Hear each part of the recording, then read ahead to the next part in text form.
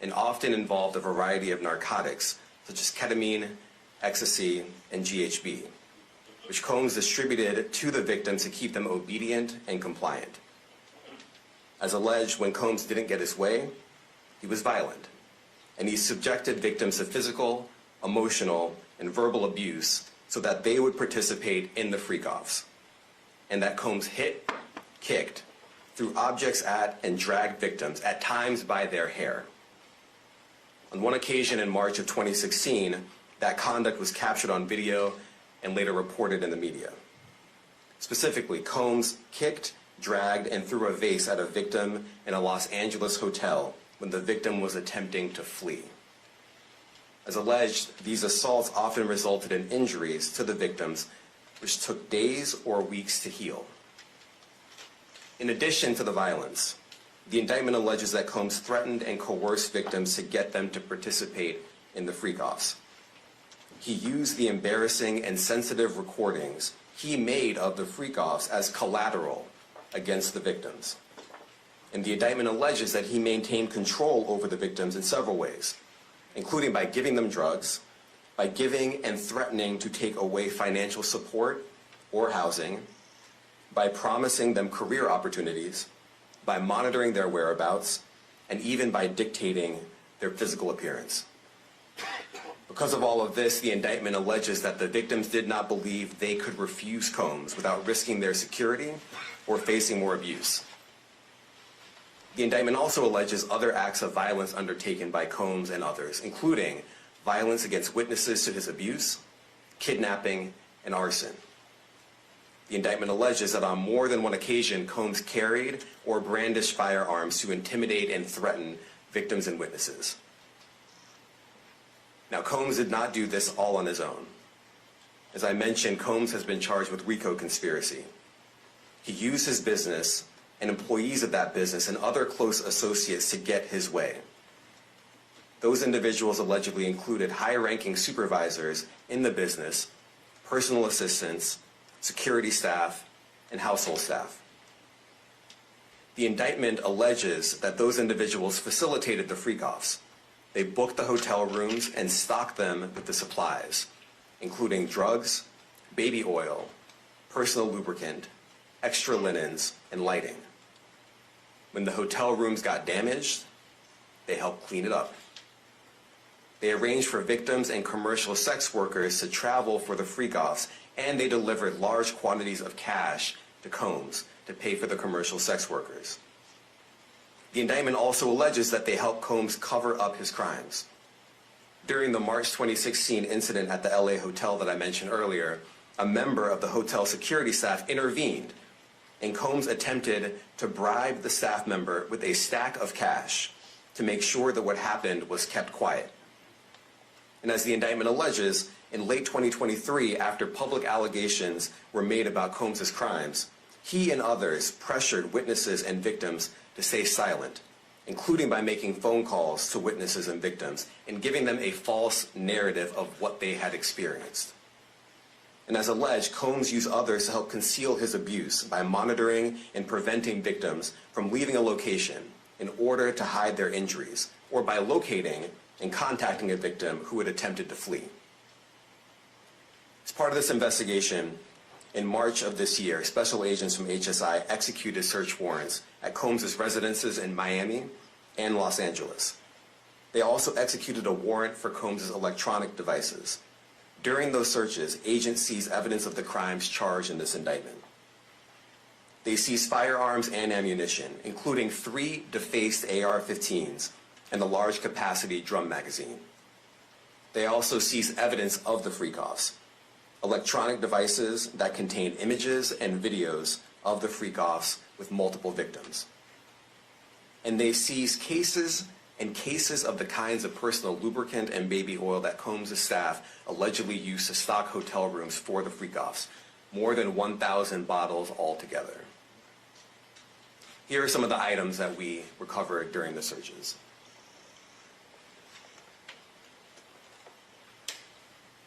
As you can see here, this is a drum magazine, large capacity, and it contains, I believe, 59 rounds. I mentioned as well that we recovered 3 AR-15s. This is a close-up shot of one of the AR-15s, and you can see right here the serial number has been thoroughly defaced. Another picture of more ammunition and parts of 2 AR-15s right there. Now I want to be clear about 2 things.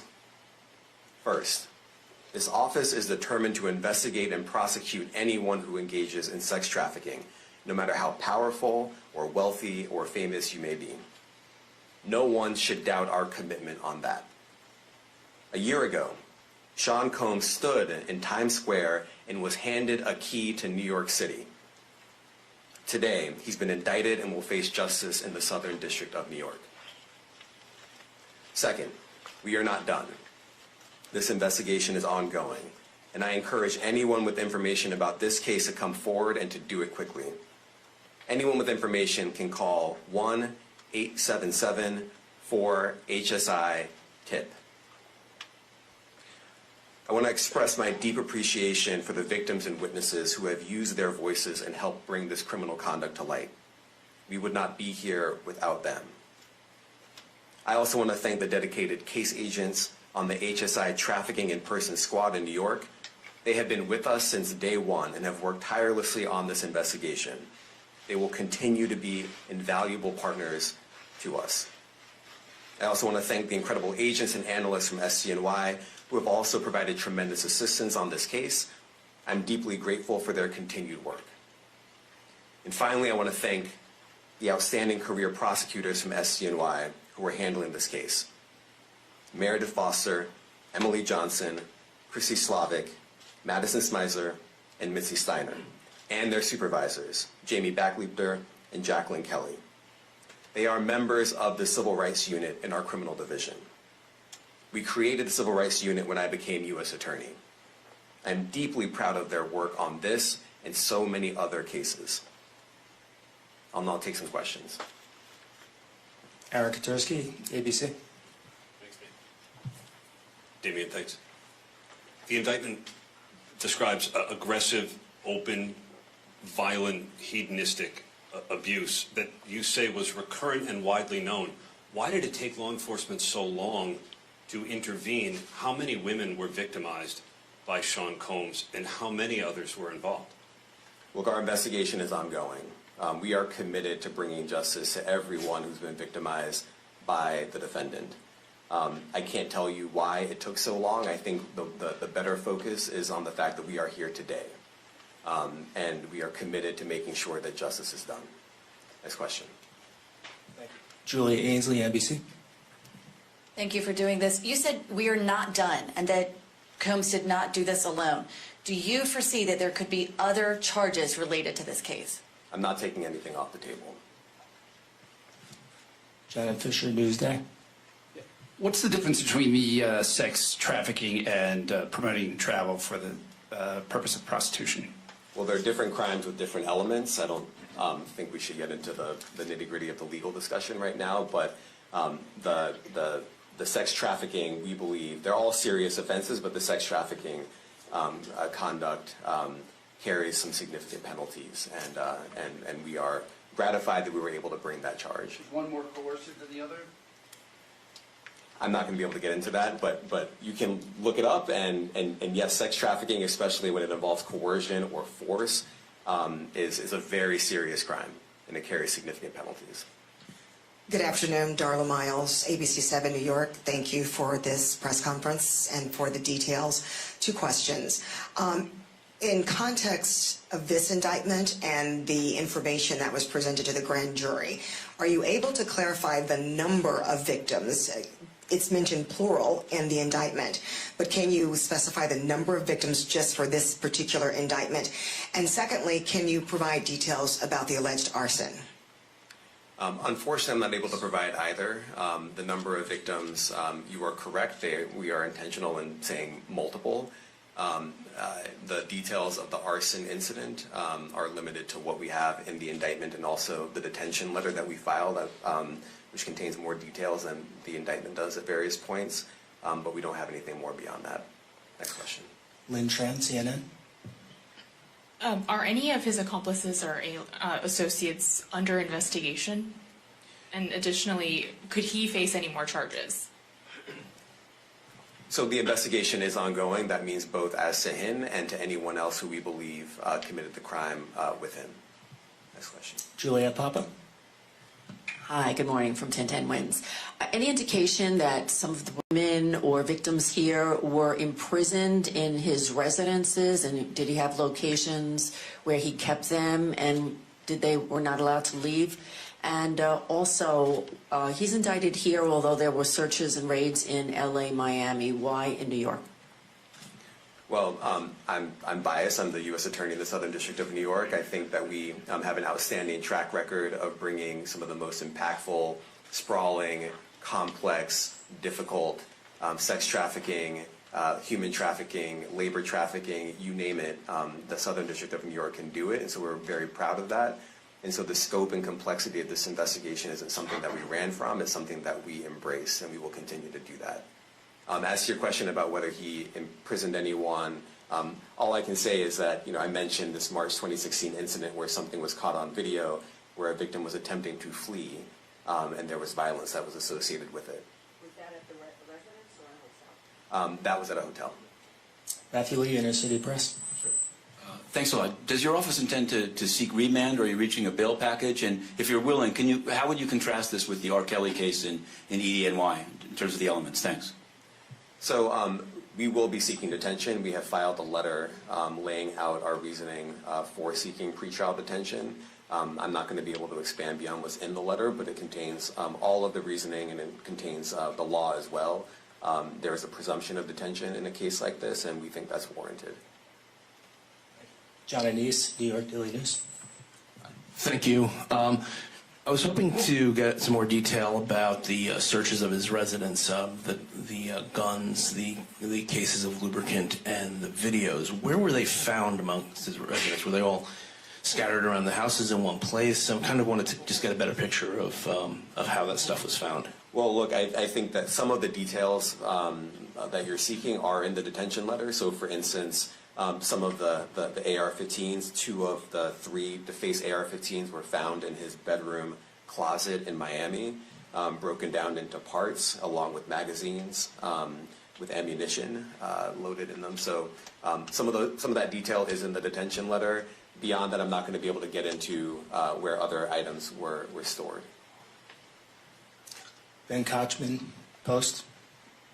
Hey, thanks for doing this. Your office was the office that had been prosecuting Jeffrey Epstein before he died in custody. I have not read your detention memo yet. It's the first thing I'm going to do after this ends. But does the memo address, or is your office concerned with Combs' safety in custody, given what happened with Epstein? So we are concerned with anyone's safety whenever they are detained prior to trial. It's part of our obligations to keep people safe as well.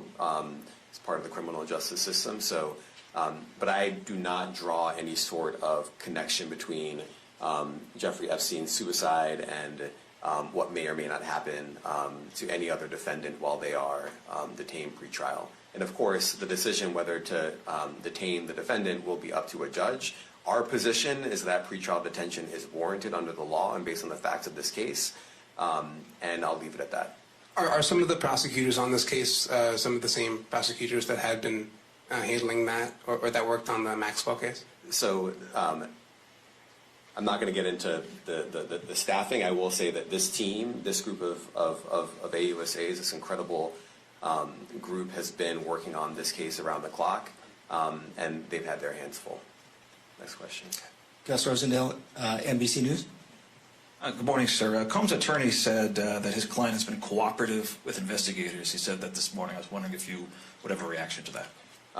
Let me just say this. I think that generally and with increasing frequency, the word cooperative or cooperating has taken on tremendous elasticity, and it no longer really bears any relation to what the word means when we use it in a very specific context. So responding to lawful process and the like does not qualify as cooperation when we use that term here. Mike Sisak, AP. Thanks. To that end, was there any discussion of Mr. Combs surrendering? I understand he was taken into custody at a hotel in Manhattan last night, and maybe that wasn't the plan. Can you elaborate on how that came about and why that was? I'm not going to be able to get into any sort of operational details as to how he was taken into custody and when. He is in custody right now. He will be appearing in court later today. Was there any discussion of him surrendering, given they claim he's cooperating? I'm not going to be able to get into law enforcement tactics or operations.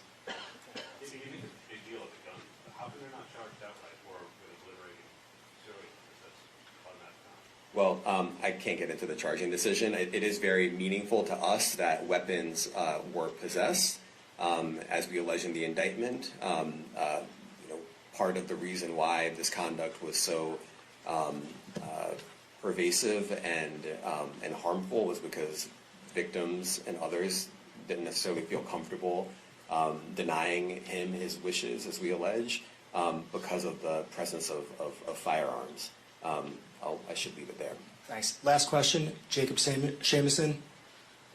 Jacob Shamsian, Business Insider. Thank you.